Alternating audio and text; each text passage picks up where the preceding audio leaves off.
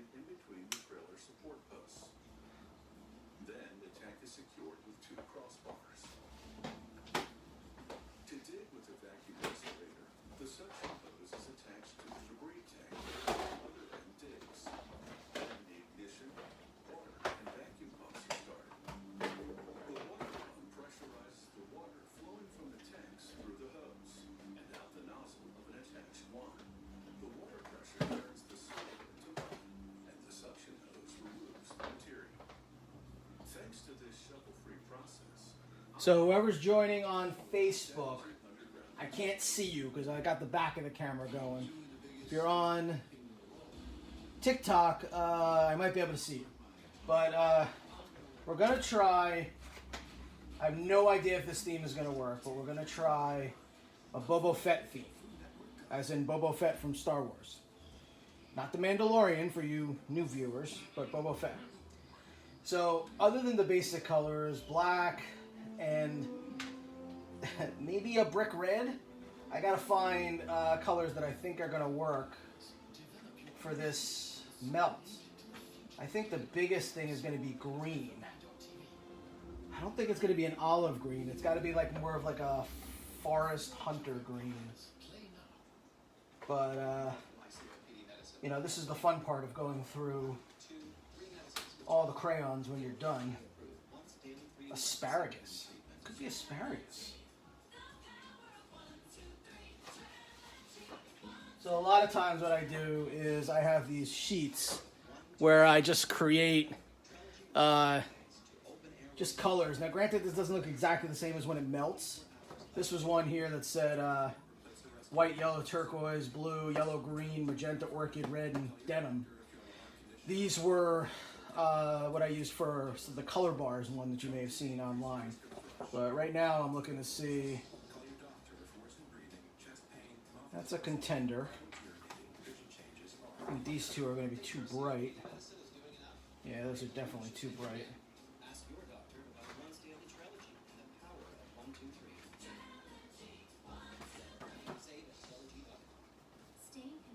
It's too green. And the interesting thing is when you have different crayon boxes, you have like the 96 and the 120 when I buy them. You know, this has different sets of colors than this. So sometimes you can only get the colors you need in this and not in this one. So you look for these on sale.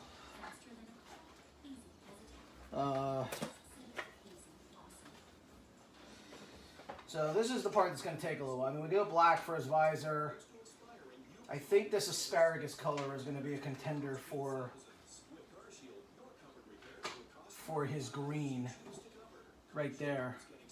Well, that's too bright.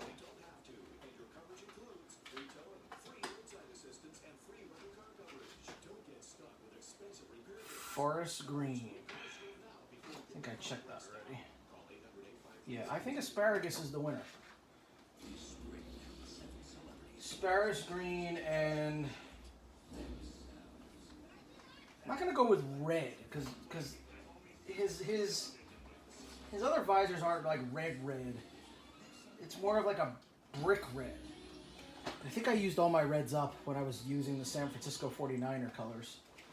So I might have to look outside that. Maybe like, this is called Fuzzy Wuzzy? Fuzzy Wuzzy is the name of this color.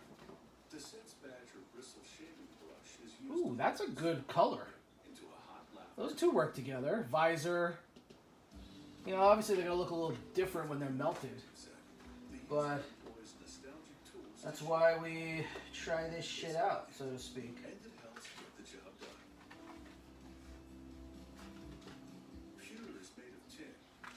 Fuzzy Wuzzy. How close is it to brown?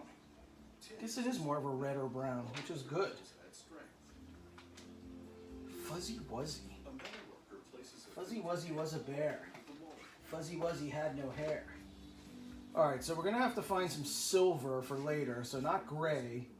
Because I think we'll drop some silver onto the helmet, of course, for some denting. And I'll probably just drip one here and one here. I don't know how they're going to melt because, you know, but again, they're supposed to reference like the represent the colors, not necessarily be the colors. But we'll see. But we're gonna continue to search through these colors. I think we've got so far. I think asparagus green, right here under this lighting, is our Boba Fett color, and this fuzzy wuzzy, it's like a brownish red because I don't want bright red. I don't think he's bright red. And we need a yellow for some of the yellow tinting around the side. But I think that's going to be more of a gold. I think we'll go with goldenrod for that. Yeah, we'll go with goldenrod for that. So now, this is the boring part. I tell you this now. This is the boring part. I got to go through all my crayons. All my crayons. This is heavy. And hope I have the other colors.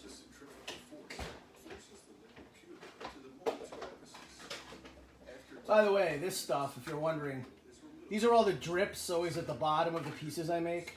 I just think they're kind of cool to hold on to. I don't know, I just kind of like the way they look, you know, all melted out. You know, some you get some really cool marbling and color effects.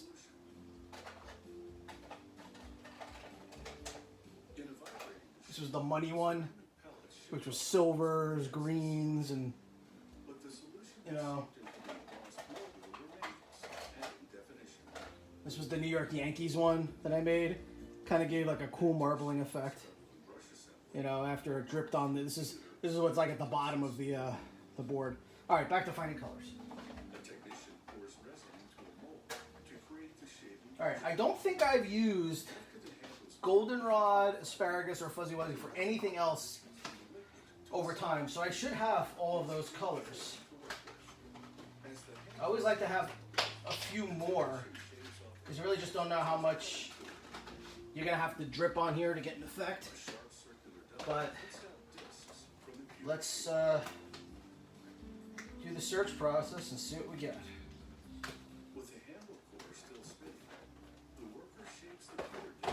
If you hear anything in the background, I have let it, how it's made on in the background on Science Channel.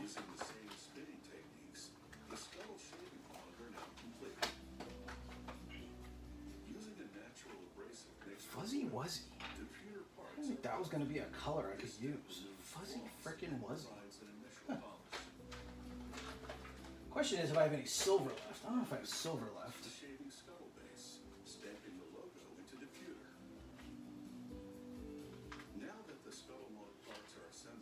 Yeah, one thing I haven't done yet is I want to go through all these boxes and just put all the greens together, all the oranges, all the yellows. Just it saves a little time when you go through everything in the end.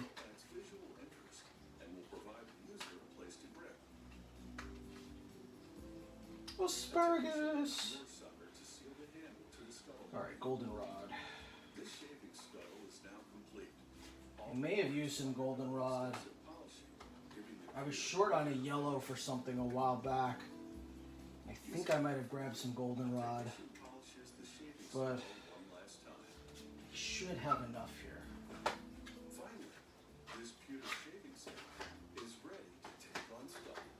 But then again, goldenrod isn't available in every box. Ooh, silver. Good.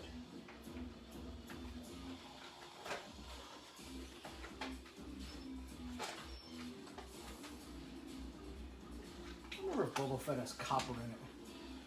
I have to check that in a minute.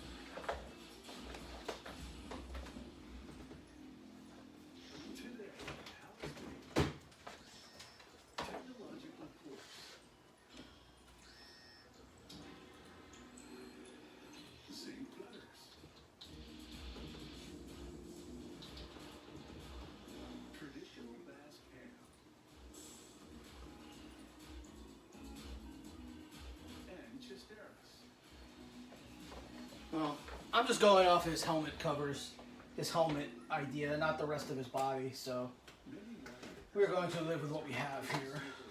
There's a goldenrod hanging in there.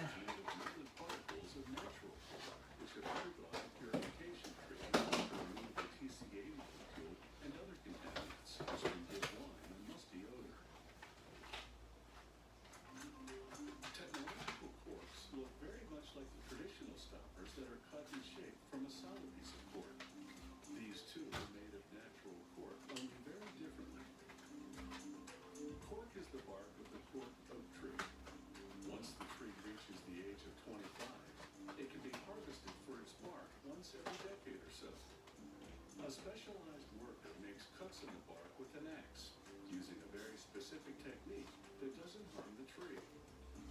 Using the handle of the axe, he gently pries off the bark. A cork oak typically lives for 300 years and can be harvested up to 15 times. Upon receiving planks of cork from the supplier, the technological cork factory breaks them into small pieces. Then grinds those pieces into granules and then stores them in huge bags. The first step is to empty the bags into silos that feed the purification equipment. The machines which purify the cork granules are giant autoclaves.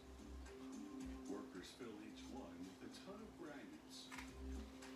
Then they start with the compressor, which simultaneously heats and pressurizes carbon dioxide, that then transforms into a semi-liquid gas called supercritical CO2, which is an environmentally friendly solvent. They inject the supercritical CO2 into the autoclave and wash the granules in it for 3 hours. The factory's in-house laboratory then analyzes and compares pre- and post-purification samples drawn from each batch to ensure there are no offending molecules remaining after treatment. A technician uses the technique of gas chromatography. You can see these are some leftovers. This is when I was trying to figure out what colors worked for the Spam melt. So you can see the blues and the peaches and the pink. In the end, piggy pink and cornflower blue won out. I actually still I have those still somewhere else as a backup.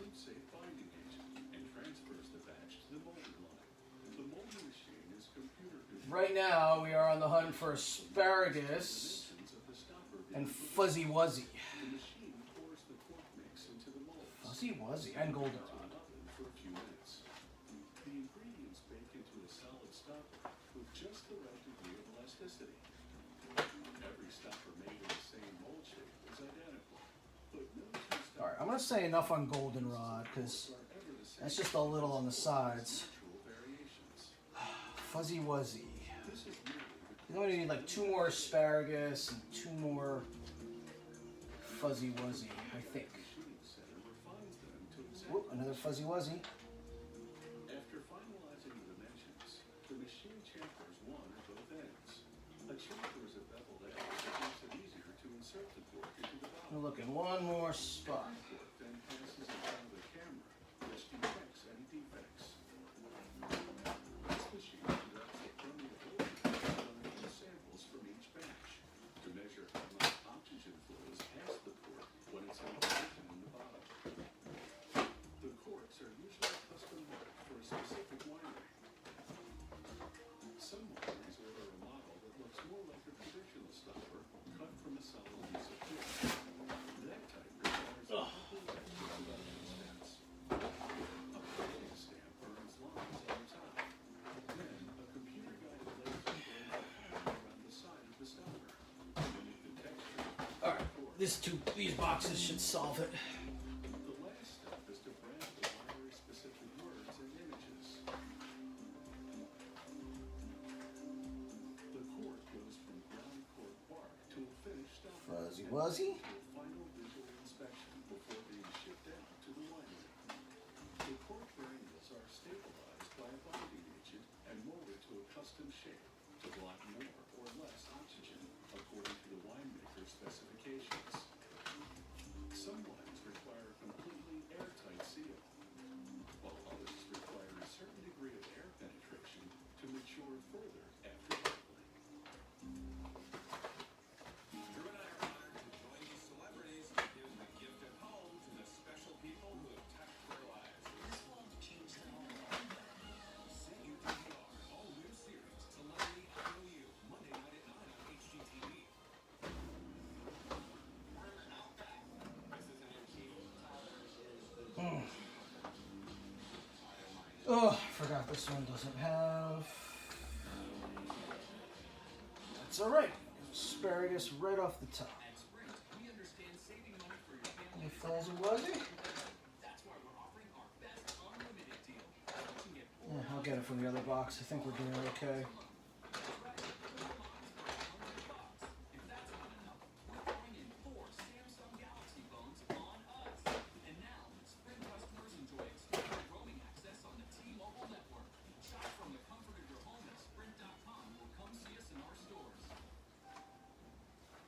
This beer looks just like beer. But what if we told you its recipe is over 100 years old?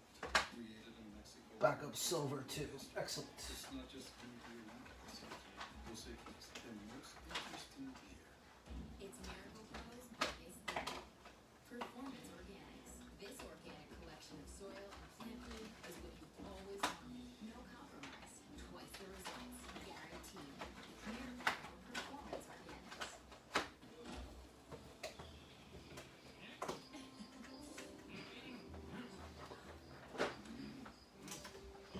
All right. So for colors, going with asparagus for his helmet, goldenrod for the little markings around his helmet, black, of course, for his visor, which I have no idea how I'm going to reflect that yet. If I drip it here, it's going to melt. I'm going to drip it like here, here, and here, and then do the green so it melts over but keeps the black. Might have to drip some more black on the end. Silver will go on at the very end. It just drips like, you know, the red. I don't know how I outline the red. We'll figure it out. That's what I do. Figure it out as we go along. All right, silver for his dents and scuffs. And then the unexpected color, Fuzzy Wuzzy. Fuzzy Wuzzy. All right. So colors picked. Next is I got to strip the paper. Give me a second to put these crayons away.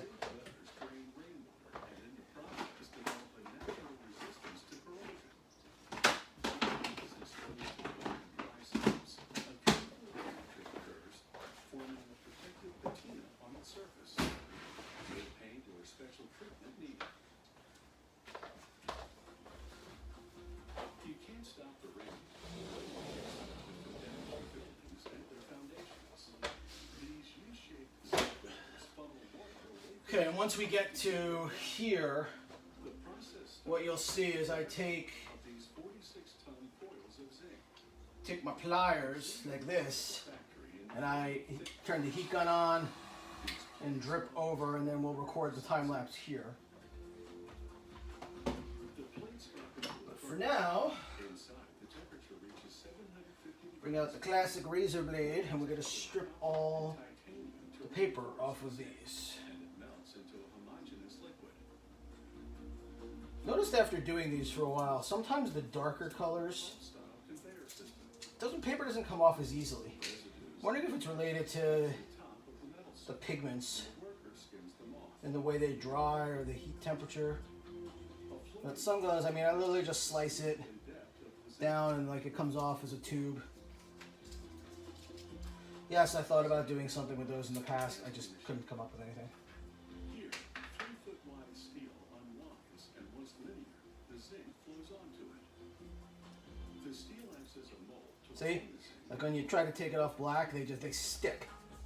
See, some colors just stick. I've noticed it on blues. to accelerate cooling and slow I mean, in this case, it's not as much as a problem because I'm not liquid zinc don't mix. The water simply I'm not mounting the crayons, you know, like on all my other work, I have the crayons kind of glued across here, and then they melt, so they become part of the piece. In this case, I'm just, heating it up and dripping, so it's not as concerned, but they do get in the way, because you don't want them to drip, or down dramatically. as you're heating the crayon, This is a powerful rolling mill.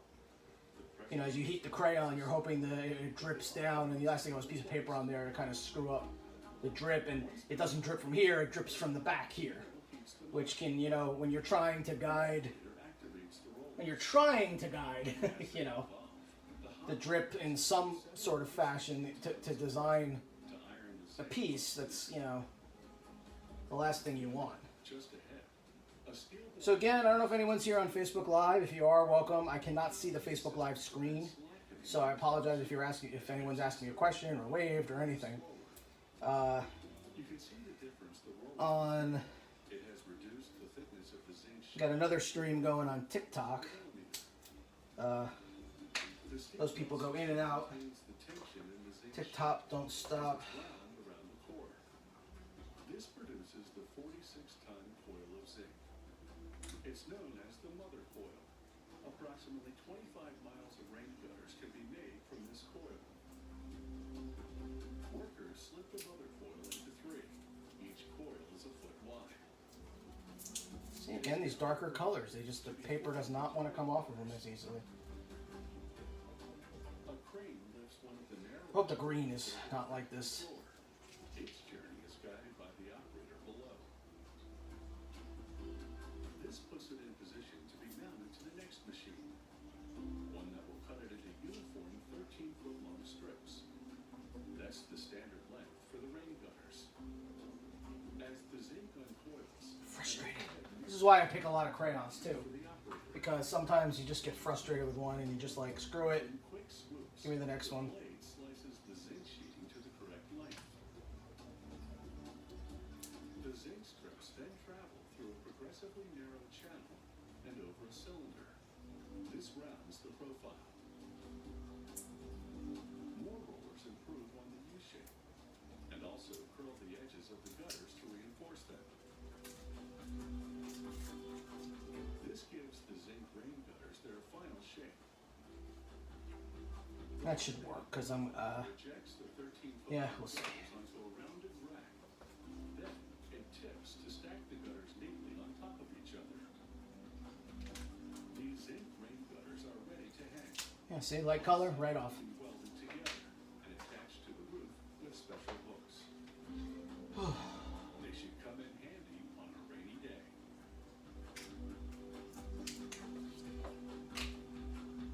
Let's go to our new favorite, Fuzzy Wuzzy. Let's see what happens with Fuzzy. Excellent.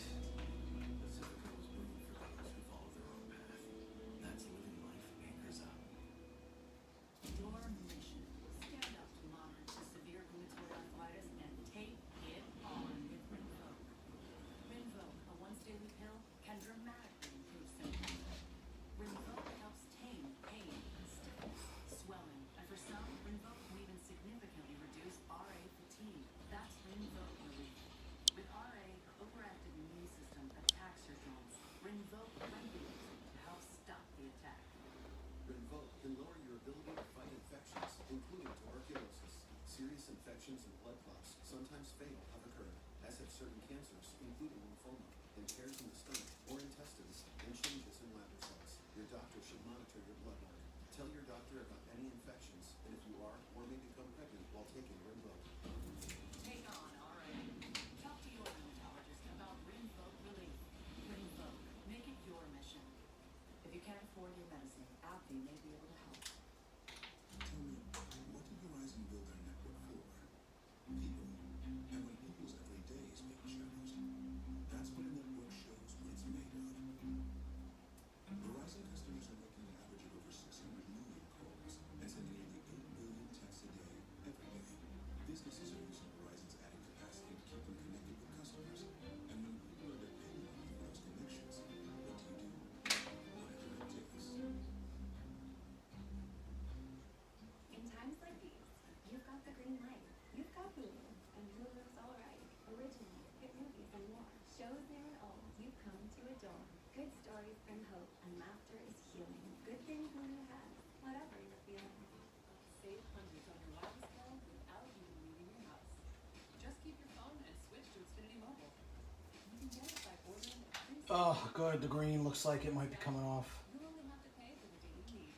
Starting with Or we're gonna, as it officially is called, asparagus. acquisition fee and no credit check on the first 2 lines. Get a $50 prepaid card when you Now remember, the colors and if you save out of the box always look a little different when you use them or when you melt them. So I'm just checking on, going on some faith based on just experience over the past, 3 years of melting stuff, that it's going to look the way I want. Some form of state. We want to help. So we'll be right here at home. Answer your calls. What also sucks is if you want to do more of something, you can't order every color in bulk. So a lot of times, if I need to, like let's say someone likes this and I wanted to redo, I have to go out and buy 10 more boxes of crayons so I can get the asparagus colors. Whereas some basic colors, I always buy in bulk to have a few with me. You know, like the yellows, the greens, the oranges, the reds, the blue. I can buy these in bulk and just, you know, get them as needed. Because those are some primary colors that I'll use for some other things regularly.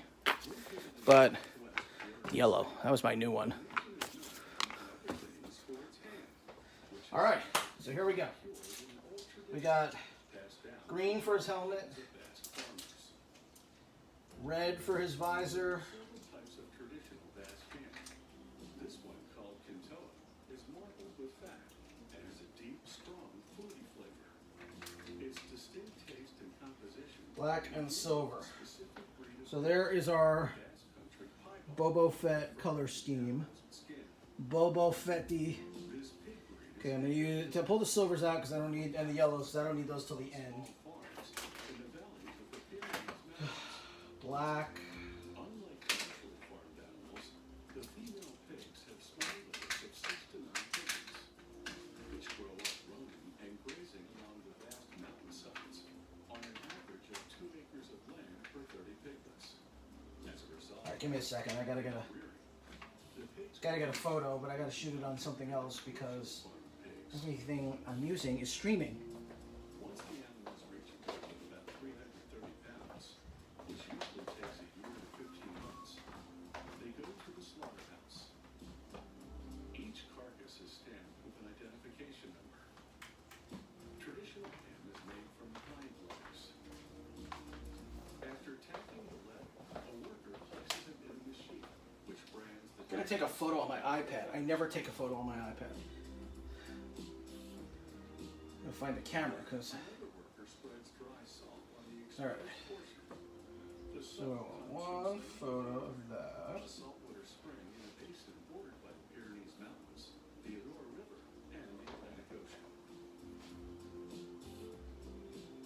Workers leave the salted ham in a cold damp room for 1 day for every 2 pounds, typically about 15 days per ham. The salt preserves the meat. Next, the ham undergoes a All right. dry curing. It has So now it's gonna get a little loud because we're gonna have the heat gun on, controlled room for 7 months. and this is where the time lapse starts. When the ham comes out of the room, it has lost about 20% So I don't know if this is in every shot. because most of the So yeah, right here, I'm gonna a worker set it, focus, brighten it up just a tad, not a lot. and coats the exposed part of the ham with a special grease that's made out of pig's kidneys, rice flour, And we have begun. I started mounting it to my workbench now. I used to have it on a stand, but every time I would walk into the shot a little, it would shake. So here, mounted on here, it's at least steady. All right, so we're going with Boba Fett. Let me look at a Boba Fett picture one more time. taking advantage of this particular geographic location. So I think we're going to start with black. From Spain, We're going to do black, black, ocean to the west, red, flow into the room, or fuzzy wuzzy. nature Fuzzy wuzzy. Maybe try to sneak some in here. flowing And then the rest will be covered in green. And then we'll melt it, and then silver will come back. in this room. The ham hangs from a wood rather than stainless steel rack. That's because the wood absorbs excess humidity and transports moisture to the room if the air gets too dry. As the ham dries, its flavor concentrates. The charcuterie, obviously a pork butcher, inspects other ham carefully.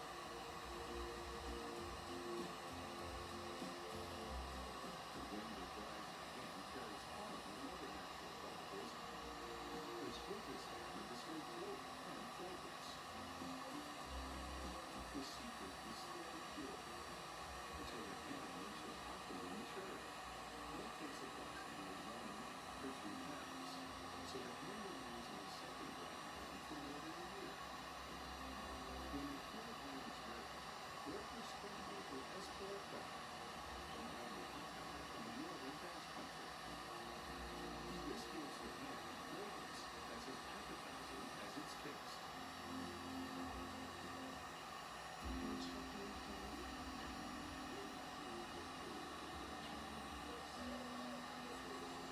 And I tend to double up the thickness sometimes because as soon as you melt it, the crayon thins out as it runs.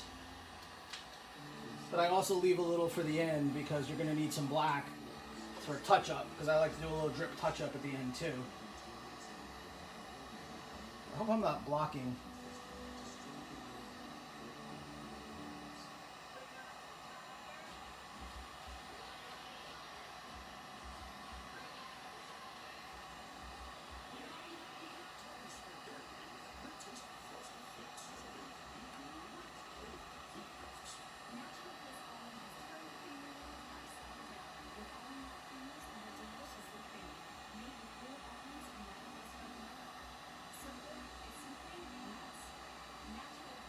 Again, I have no idea if this is going to work. This is just an experiment. I'm just playing around.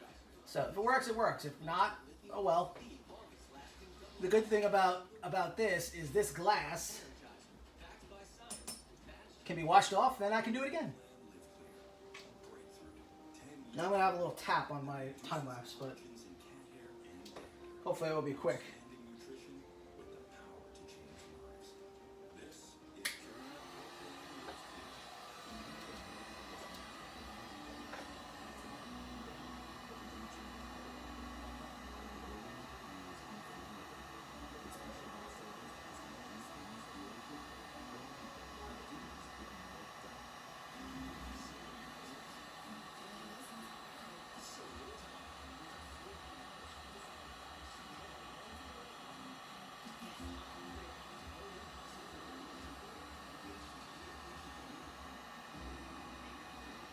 By the way, Fuzzy Wuzzy looked like it was a good choice.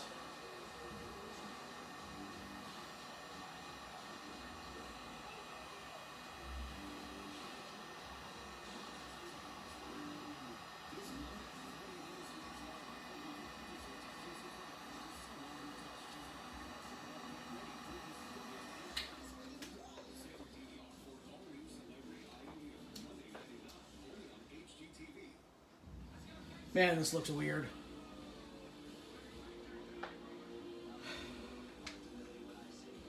Let's give him a little helmet color and just get a rough going here.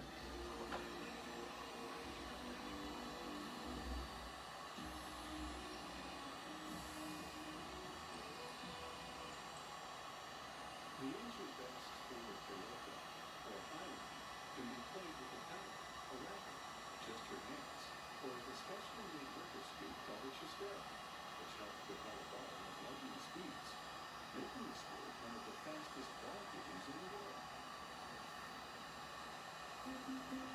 The chistera was an innovation of the mid-19th century. Ever since then, making chisteras has been the domain of a few specialized artisans. The family name and all the tools it contains for making chisteras has been passed on from father to son since 1887. In use for more than 100 years, these tools still work. The wood grain design the workshop's founder uses an oak frame and pointing bench to shape a curved piece of chestnut. He clams one end with a vise and uses a modern drill to round the tip before rubbing in the door wax to help put a cross piece.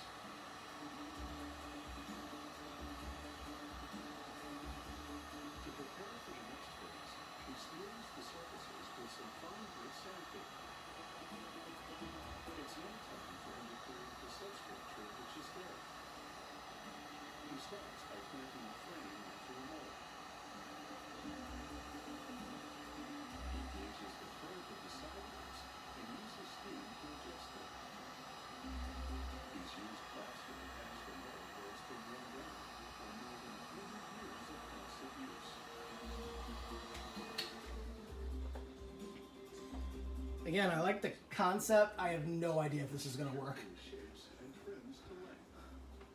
Each chistera is Nicole Pereno, are you still there? from individual elected players. This means each chistera is to meet the needs of We're on a Boba Fett theme. Boba Fett. why the artisan Boba Fett. We're trying. We're trying a Boba Fett theme. He attaches lengths of elastic strapping to the mold before the loosen process and works. Birds create Chistera its shape, but they're not straight by themselves. They need to be woven with ribbon made from wool or cotton. The artisan prepares the ribbon with tools designed to shape it down to the required dimensions. He then turns the Chistera over to his eye, a specialist in woodworking. There are two different sizes of Chistera. The smaller one takes a specialist roughly 9 hours to read. For a big one like this, it takes about 14 hours. In the green of the wood, the small white block travels at incredible speeds.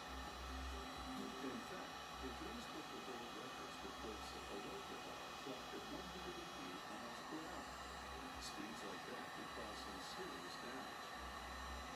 Here, the artisan rolls and sews leather pattern designed to protect the player's hands from injury.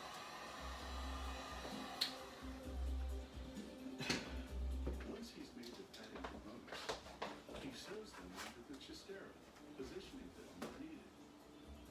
This leatherwork phase alone takes about 2 hours to complete.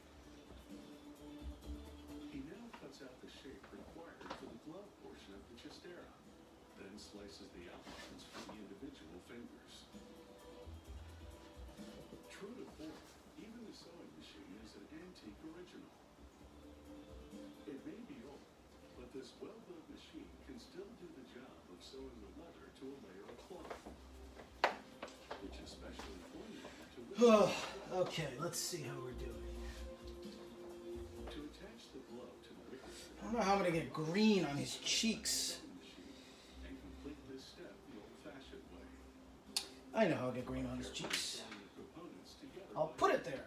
Duh, Paul. He then turns on the excess material with a pair of scissors and inserts his hand into the glove.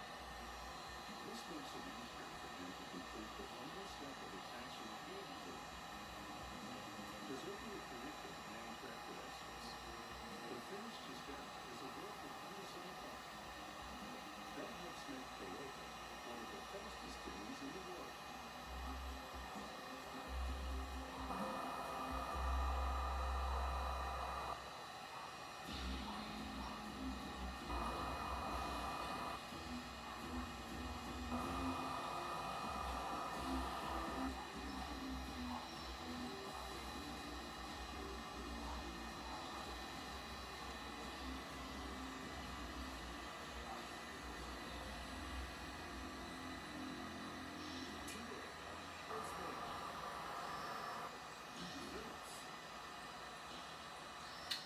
So this is where you have to think ahead a little, because if you have the green here and the green here, you got to account for when it runs down the skull.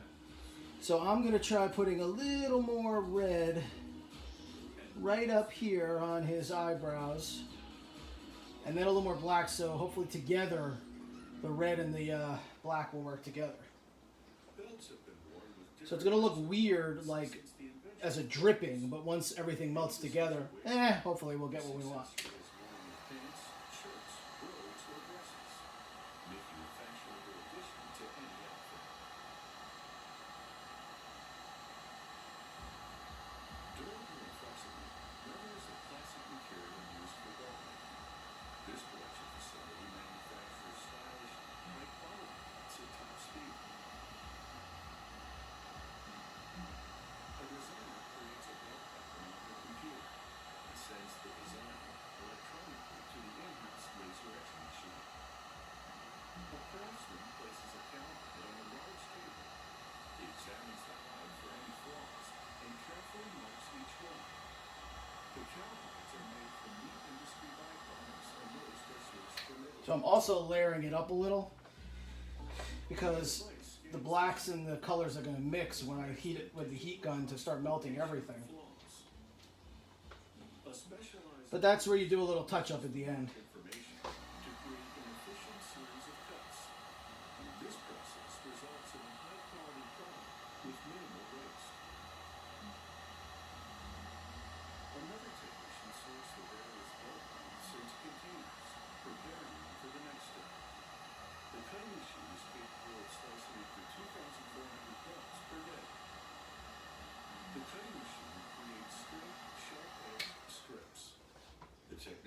hold on to that one. Into a machine that bevels the edges at the rate of 6,000 per day.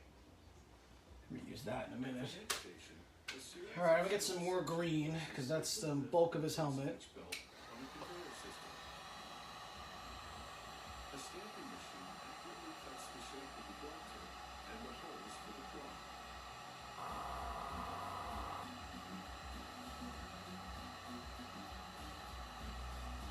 The craftsman stacks a group of bolts and packs them tightly together. Then he dyes the edges with ink and sands them down.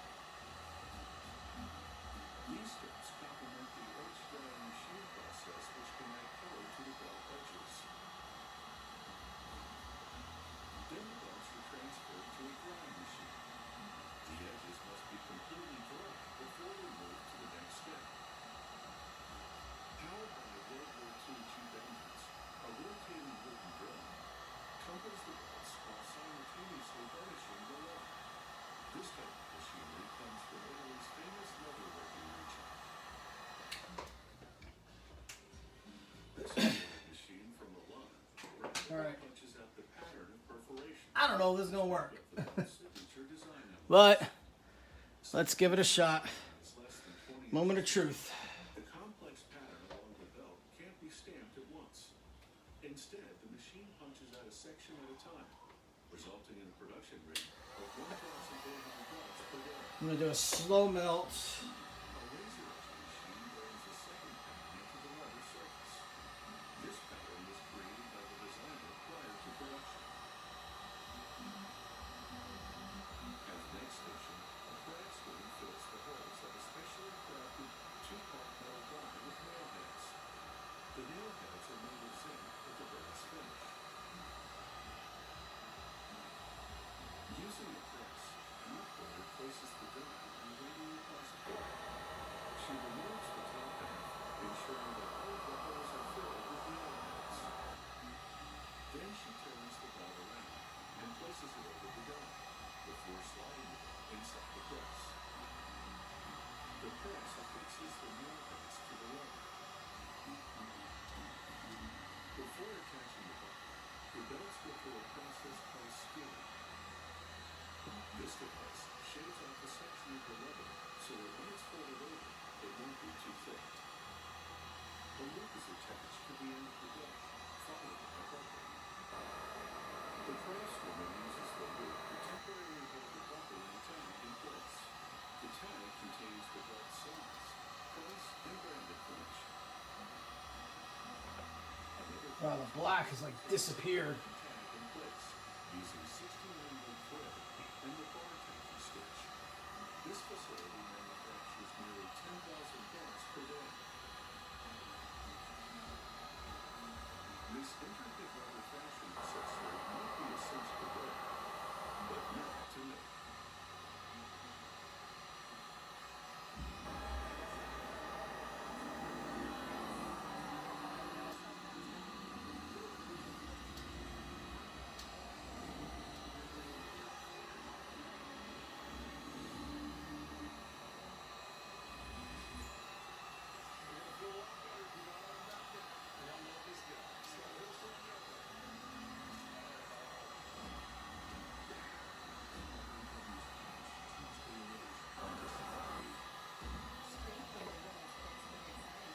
Kind of gave like a cool effect.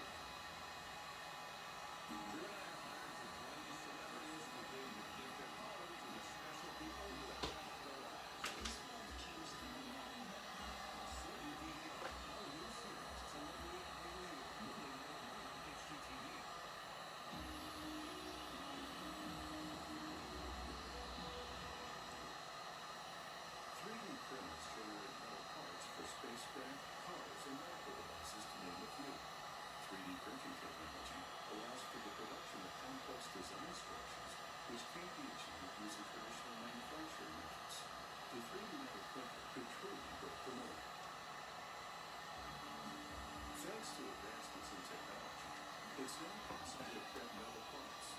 This 3D printer melts and layers metal powder and apply potato lenses. This part will become a rocket nozzle heat exchanger. At the core of the 3D metal printer is the deposition head, which feeds and melts the metal powder. So far, the designing process has taken hundreds of hours. Tools guided by the design software transform the brass cylinder into the nozzle cone. The profile of the nozzle cone can vary slightly, depending on the parts the 3D metal printer will be used to produce. Next, the powder inlet component is added. Metal powder will flow through this part to a mixing chamber and eventually the nozzle cone. Computerized tools cut angled channels delivering different metal powders to the mixing chamber with an angular velocity, creating a vortex to help blend the powders. The part has been nickel plated and fasteners are installed. The technician aligns the laser delivery channel to the powder inlet part and screws them together. The laser will melt the metal powder as it flows through the inlet. She installs latches on the rim of the powder inlet part and tightly closes the screws that hold them in place. Using the latches, she locks the mixing chamber to the inlet. The latches will help make further assembly and disassembly of the 3D metal printer head a smoother.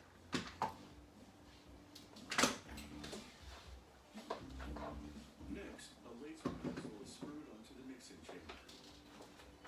Then the technician places the main nozzle cone over the laser nozzle and connects the threaded rim to the mixing chamber. The deposition head is now complete. Next, another technician mounts the laser system to a vertical axis in the printer housing. He runs coolant lines for the laser and attaches the deposition head, screwing it in place with the threaded brass collar. The laser system and deposition head are now integrated. First, the powder feeder is assembled with a substantial base to accommodate a feed drive system. The technician installs the feeder shaft in the upper half of the base. Then he screws a disc to the shaft. The disc will spin to move the metal powder into the printer head system. He slides a spring into the shaft, which helps maintain its position. Then he connects the upper half of the base to the bottom half. He installs an inlet for carrier gas that will be used to move the powder through tubing to the printer. He assembles windows to a rim. They'll provide a view of the metal powder swirling on the feeder disc so that any products can be identified.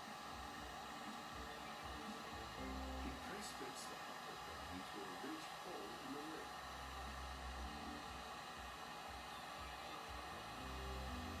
He attaches the hopper to the cone. He clamps the feeder motor to the hopper using round screws, which seals the hopper and turns it into a pressure vessel. The resulting pressure will help force the powder through tubing to the deposition head. He installs the lid and hopper assembly in the base. Once assembly is complete, the technician sets the base on a mat, sliding the printing pins into corresponding holes in the lid. This completes the powder feeder. The powder feeder is now ready to supply the raw material for 3D printing. An operator connects the device to the printer and pours metal powder into the hopper. The system delivers the powder to the printer head. The dispensing and marking of the metal powder, as well as the layering, are all controlled by a computer-generated program. This 3D printer can manufacture a part in just a few hours, so you can sit back and watch it materialize.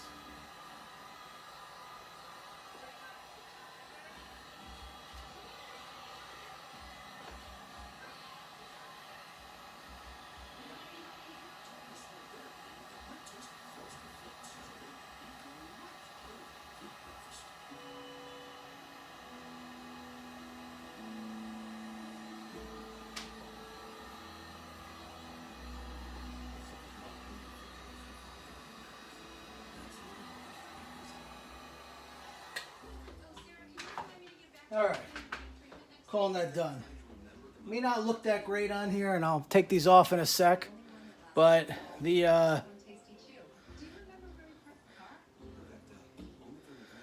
idea was the essence of Boba Fett. I think I captured that. You can see his green helmet, the yellow on the side, the silver markings, the reddish part, then the blackish eye cover, and the red kind of comes down a little. It's hard to squeeze the green into the sides, but it is what it is. And we are going to call that done. So what I'm going to let this do, it's gonna air dry for a little while. It's a little hot. And then I'm going to move my camera in and take a few photos. Stop the time lapse. Yeah, I gotta let that cool a little. At Domino's, we pride ourselves on handcrafted pizza. But after leaving our 450-degree ovens, the only hands that touch them are yours. Mix and match any two or more for just $5.99 each. And What I do is I swap this paper out. Well, my goal is I'm taking photos of these and I'm gonna make prints of them, and then I'll frame this, like the images, with this dripping as well. So you'll actually have the real dripping from the print. At least one of them. I've saved all those. So like here's the one from the Grateful Dead one done the other night. I have all the others over here too, but that way you if someone ever wanted to buy these, if ever, you have that look. Detectable warning panels are cautionary signals for the visually impaired. Their specific traffic domed bumps are detectable by touch or with walking aid. They also serve as warning They systems have that cool little or print pattern there of the skull. alerting all people to proceed with caution. Okay, so we're gonna throw that in the middle for a while. These little bumps on the road aren't a problem. They're a solution. Embedded in surfaces at intersections, detectable warning panels help people find their way through touch. Making a fiberglass polymer version of the panels starts with a carefully calculated formula. Technicians add pigment to resin paste, keeping a close eye on the scale to confirm the amounts are correct. Next, a chemical thickener is added. This ingredient will increase the viscosity to a syrupy consistency. Then the ingredients are blended together. The agitation from the blender causes the mixture to heat, starting a chemical reaction, which will eventually cause solidification. As the mixture thickens, it turns a vivid color that people with compromised vision can still perceive. The technician gauges the temperature to confirm that the chemical reaction isn't too advanced. Then the mix is set aside so technicians can prepare other ingredients. Rams punch the bag of mineral fillers to break up any bumps as they flow into a hopper. Stearic acid is added to help the thickening. The computer dispenses the mineral filler and resin into a large mixing tank.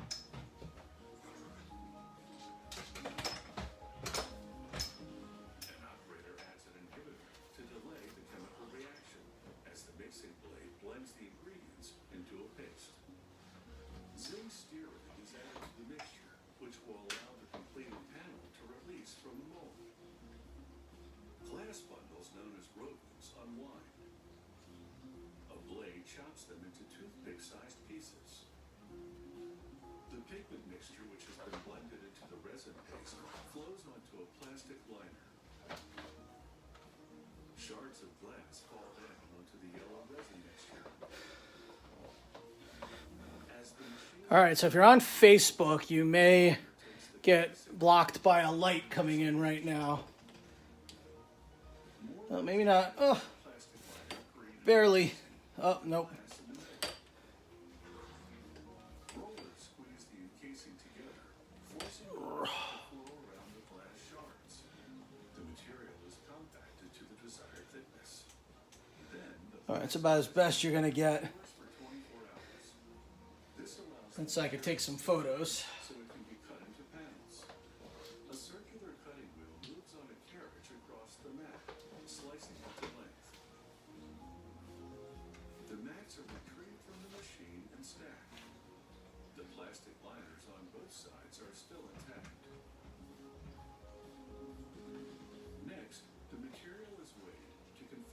specified amount.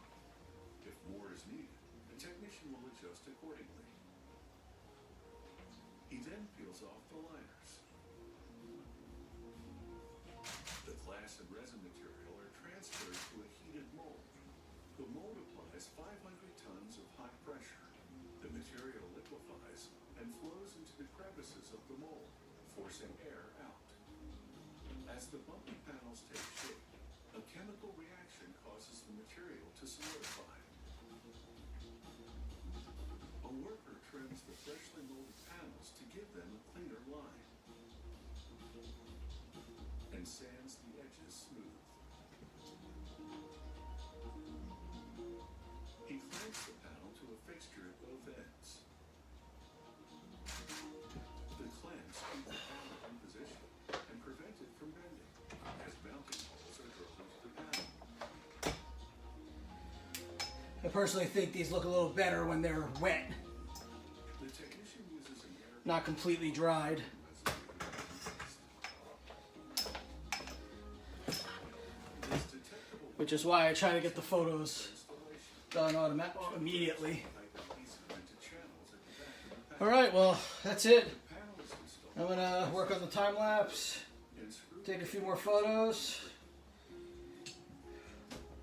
and then I don't know, erase it and maybe do another one. people with So thanks for joining me.